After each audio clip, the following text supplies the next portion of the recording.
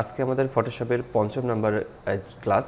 আর আজকের এই ক্লাসে আমরা আলোচনা করব মূলত সিলেকশন টুল নিয়ে।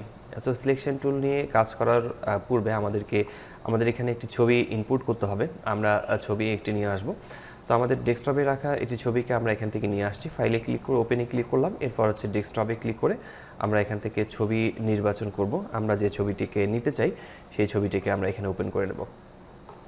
তো আমি নর্মালি একটি ছবি ওপেন করেছি এখানে আমাদের ডেস্কটপে। আপনারা দেখতে পাচ্ছেন যে আমাদের এখানে একটি ছবি ওপেন করাই আছে। তো এই ছবিটিকে আমরা সিলেকশন টুলের ব্যবহার সম্পর্কে আজকে দেখব, যে সিলেকশন টুল কীভাবে কাজ করে এবং সিলেকশন টুল ব্যবহার করে কীভাবে মূলত কাজ করতে হয়, এই টাইপের বিষয়গুলো নিয়ে আজকের টিউটোরিয়ালটি থাকছে। প্রথমেই আমরা উপরের দিকে দেখতে পাচ্ছি যে এখানে একটি টুলবার রয়েছে। আমরা এই টুলবার থেকে দেখতে পাচ্ছি যে এখানে মুভ টুল আছে এবং এই মুভ টুলে কোনো রকমের সাদা রঙের কোনো পয়েন্টার আমরা খুঁজে দেখতে পাচ্ছি না, এবং মুভ টুলটাতে হচ্ছে একটাই টুল আছে এখানে। এবং নিচের দিকে আমরা দেখতে পাচ্ছি যে ইলিপ্টিক্যাল মার্কি টুল এবং এখানে একটি সাদা পয়েন্টার দেওয়া আছে। এই সাদা পয়েন্টারটি থাকার কারণ হচ্ছে যে এখানে আরও বেশ কয়েকটি টুল রয়েছে। যেমন আমরা এখানে বাম বাটন চেপে ধরে থাকলাম এবং কিছুক্ষণ বাম বাটন চেপে ধরলে আমাদের এখানে বেশ কয়েকটি টুল শো করবে। এবং প্রথমে যে টুলটি রয়েছে সেটি হচ্ছে রেক্টাঙ্গল মার্কি টুল এবং হচ্ছে ইলিপ্টিক্যাল মার্কি টুল, সিঙ্গেল রো মার্কি টুল এবং হচ্ছে সিঙ্গেল কলাম মার্কি টুল। তো এখানে রেক্টাঙ্গল মার্কি টুল এবং ইলিপ্টিক্যাল মার্কি টুল এটার ব্যবহার অনেক বেশি। এবং আমরা যখন কোনো টুলবার সিলেক্ট করে থাকি, যেমন আমি এখন সিলেক্ট করছি রেক্টাঙ্গল মার্কি টুল। রেক্টাঙ্গল মার্কি টুল সিলেক্ট করার পর আমি এই ছবিটাকে সিলেক্ট করব। যেমন আমি এখানে ছবিটিকে সিলেক্ট করছি এবং সিলেক্ট করা অবস্থাতে যেমন আমি এতটুকু জায়গায় সিলেক্ট করতে চাই, ঠিক এতটুকু জায়গায় সিলেক্ট হয়ে গেছে। এবং যদি আমি এটার কালার দিতে চাই, সেই ক্ষেত্রে আপনারা নর্মালি একটি কাজ করতে পারবেন, সেটি হচ্ছে নিচের দিকে এখানে কালার অপশন রয়েছে ব্ল্যাক এবং রেড। আপনারা যদি ব্ল্যাক কালার ব্যবহার করতে চান, যেমন কিবোর্ড থেকে আমরা নর্মালি এখান থেকে কন্ট্রোল চেপে ডিলিট প্রেস করলে আমাদের এখানে দেখা যাচ্ছে যে নিচের কালারটি আসছে, এবার এটা হচ্ছে রেড কালার। আর যদি আমরা অল্টার প্রেস করে ডিলিট প্রেস করলে ব্ল্যাক কালারটি আসবে। তো এই কালারটি আমরা এখান থেকে এখন ব্যবহার করছি না। তো আমার এই যে সিলেকশনটি হয়েছে, এই সিলেকশনটি আসলে রং জায়গায় আমি করে ফেলেছি। আমার সিলেকশনটাকে যদি আমি ডিসিলেক্ট করতে চাই, কন্ট্রোল প্রেস করে ডি চাপ দিতে হবে, তাহলে সিলেকশনটা উঠে যাবে। এছাড়াও যদি সিলেক্ট করার পর আপনি এই সিলেক্টটিকে উঠাই দিতে চান, অর্থাৎ সিলেকশনটাকে রাখবেন না, সেই ক্ষেত্রে স্টেজের বাইরে অর্থাৎ ফাঁকা জায়গায় ক্লিক করলেও, যেমন আমি এখানে ক্লিক করছি, সিলেকশনটা উঠে যাবে। আবার যদি সিলেকশন করে রাখেন আর এর পাশাপাশি যদি কন্ট্রোল ডি চেপেন, তাহলে সেই ক্ষেত্রে ডিসিলেক্ট হয়ে যাবে। এখন আমাকে যদি ঠিকঠাকভাবে বসাতে হয়, সেই ক্ষেত্রে আমি এখানে মাঝখানে ধরে আমি এখানে ঠিক পজিশনে বসাতে পারবো। আবার উপরের দিকে আমরা যখন মার্কি টুল ব্যবহার করব, আমরা মার্কি টুল বলতে কি আমি এখন রেক্টাঙ্গল মার্কি টুল ব্যবহার করছি। তো রেক্টাঙ্গল মার্কি টুল ব্যবহার করার সময় উপরের দিকে বেশ কয়েকটা অপশন রয়েছে, যেমন এই অপশনটি রয়েছে। আমরা এখান থেকে দেখতে পাচ্ছি নিউ সিলেকশন। আমরা নতুন সিলেকশন করতে গেলে, যেমন আমি এখানে সিলেক্ট করেছি, নতুনভাবে সিলেকশন করতে গেলে আগের সিলেকশনটা চলে যাচ্ছে এবং নতুন করে এই জায়গায় সিলেকশন হচ্ছে। পাশে আরেকটি অপশন আছে, সেটা হচ্ছে অ্যাড টু সিলেকশন। এই অ্যাড টু সিলেকশন হচ্ছে নতুন করে যদি আমি কোনো জায়গাকে অ্যাড করতে চাই, সেক্ষেত্রে আমি অ্যাড টু সিলেকশন ব্যবহার করতে পারি। অ্যাড টু সিলেকশনে ক্লিক করার পর যখন প্লাস সাইন আসছে, এখন যদি আমি এই জায়গাটাতে সিলেক্ট করে দিই, তাহলে এই জায়গাটি অ্যাড হয়ে যাবে। আবার দেখা যাচ্ছে যে আমার এই জায়গাটিকে অ্যাড করতে হবে, সেই ক্ষেত্রে আমি এখান থেকে যে কোনো জায়গাটিকে অ্যাড করে নিতে পারবো, অর্থাৎ জায়গাটিকে অ্যাড করে নেওয়া যাবে। এই অ্যাড টু সিলেকশনের মাধ্যমে আমরা নতুন করে অ্যাড করে নিতে পারি, এখান থেকে অ্যাড করে নেওয়া যাবে। আবার পাশের দিকে আরেকটি অপশন রয়েছে, যে অপশনটিতে আমরা কার্সার রাখলে আমরা দেখতে পারবো।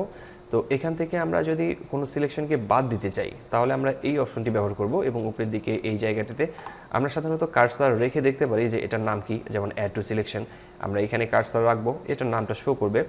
তো আমি এখান থেকে বাদ দিতে যাচ্ছি, আমি কোন জায়গা পর্যন্ত বাদ দেব সেই জায়গাটিকে আমাকে সিলেক্ট করে দিতে হবে, তাহলে ওই জায়গাটুকু বাদ হয়ে যাবে। তো আমি এখান থেকে সিলেকশনগুলোকে রিমুভ করতে যাচ্ছি, ঠিক এভাবে আমি সিলেকশন রিমুভ করে নিলাম এবং হচ্ছে আমি এতটুকু জায়গায় রিমুভ করে নিচ্ছি। তো এই সিলেকশনটা রিমুভ করে নেওয়া গেল। এরপর আমি ডিসিলেক্ট করে নেব, এটাকে আমি কন্ট্রোল ডি প্রেস করছি, এই ছবি থেকে ডিসিলেক্ট অপশনে আসলাম। পাশের দিকে যেটি রয়েছে সেটি একটু মজার কাজ। তো এই কাজটিকে দেখার জন্য আমাদেরকে যে কাজটি করতে হবে, আমি মার্কি টুল ব্যবহার করব। আমি এখানে রেক্টাঙ্গেল টুল ব্যবহার করছিলাম, এখন আমি ইলিপ্টিক্যাল মার্কি টুল ব্যবহার করছি। ইলিপ্টিক্যাল মার্কি টুল ব্যবহার করার পর আমি এখানে ড্র্যাগ করে নেব। ড্র্যাগ করছি কিন্তু এলোমেলো হয়ে যাচ্ছে, গোল করে নিতে পারছি না। তো সেক্ষেত্রে শিফট প্রেস করে ড্র্যাগ করলে সেটি একবারে পুরো গোল এবং ঠিকঠাকভাবেই আসবে। মাঝখান থেকে নিতে চাই, যেমন আমি এখানে এটাকে ইলিপ্টিক্যাল মার্কি টুল সিলেক্ট করে এখানে ড্র্যাগ করে নিচ্ছি, শিফট প্রেস করলাম, শিফট প্রেস করে আমি ড্র্যাগ করছি, এখানে এই জায়গায় ড্র্যাগ করে নিচ্ছি। আর এরপরে যদি আমি এটাকে মিডিল পয়েন্টার থেকে ড্র্যাগ করতে চাই তাহলে আমি কিবোর্ড থেকে অল্টার শিফট প্রেস করব। অল্টার শিফট প্রেস করলে এটি মিডিলের দিক থেকেই এটা ড্র্যাগ হয়ে যাবে। তো আমি এখানে ড্র্যাগ করে নিচ্ছি, এখান থেকে শিফট প্রেস করে এই অবস্থাতে আমরা এটাকে ড্র্যাগ করে নেব। শিফট প্রেস করে আমি এখানে ড্র্যাগ করে নিলাম। এরপরে যে কাজটি হবে, আমি যে টুলটির কথা বলছিলাম একটু আগে, এটা হচ্ছে এই টুলটাকে আমরা যে কাজটি করব সেটা হচ্ছে আমরা এই টুলটি ব্যবহার করব। করে নেওয়ার পর এখান থেকে আমি এলিপ্টিক্যাল মার্কিউ টুল যে সিলেক্ট করা আছে, এখান থেকে আমি রেক্ট্যাঙ্গেল মার্কিউ টুল সিলেক্ট করছি। করার পর আমি যখন উপরের দিক থেকে ড্র্যাগ করে নিচের দিকে নামাবো এই পর্যন্ত, তখন কি হয়, তখন শুধুমাত্র দুই দিকে চলে যাচ্ছে, শুধু এই জায়গাটুকু থেকে যাচ্ছে, এই জায়গাটুকুই থাকছে। এই দুই দিকে যে জায়গাটা ছিল সেটা কিন্তু মুছে গেছে। আর যদি আমি এতটুকু জায়গায় ড্র্যাগ করে দিই তাহলে শুধু এতটুকু থাকছে, বাকিগুলো চলে যাচ্ছে। তো এখন আমাদের যে কাজটি হবে সেটি হচ্ছে আমি শিফট ব্যবহার করছি, শিফট প্রেস করে আমি এটাকে ড্র্যাগ করে দিলাম। শিফট প্রেস করে ড্র্যাগ করে দেওয়ার পর দেখা যাচ্ছে যে এই জায়গাটিকে চলে আসছে, এবং আবার যদি আমি শিফট প্রেস করে নিই, শিফট প্রেস করে এই দিকে ড্র্যাগ করে দিই তাহলে এই দিকে আসছে। এখন বোঝা যাচ্ছে। আর যদি এটার কালার চেঞ্জ করতে চাই, কন্ট্রোল আমি ডিলিট প্রেস করলাম, এখন স্পষ্টভাবে বোঝা যাচ্ছে যে আসলে এটা কীরকম হয়েছিল। শিফট প্রেস করে আমরা এই সিলেকশনটিকে করে নিতে পারি। এই সিলেকশনটাকে আমি এখন কন্ট্রোল ডি চেপে ডিসিলেক্ট করে নেব। তো এখানে ইলিপ্টিক্যাল মার্কিউ টুল দেখে নিলাম। এরপরে যে সিঙ্গেল রো মার্কিউ টুল রয়েছে, এই সিঙ্গেল রো মার্কিউ টুলে যদি আমরা ক্লিক করে এখানে ক্লিক করে নিই তাহলে এই দিকে একটা সোজাসুজি একটা লাইন চলে আসছে, এবং এটা হচ্ছে 0 পিক্সেল নিয়ে কাজ করবে। এখন যদি এর কালার আমি চেঞ্জ করে দিতে চাই তাহলে এর কালার চেঞ্জ হয়ে যাবে, যেমন রেড কালার আসছে এবং রেড কালার এখানে দেখা যাচ্ছে।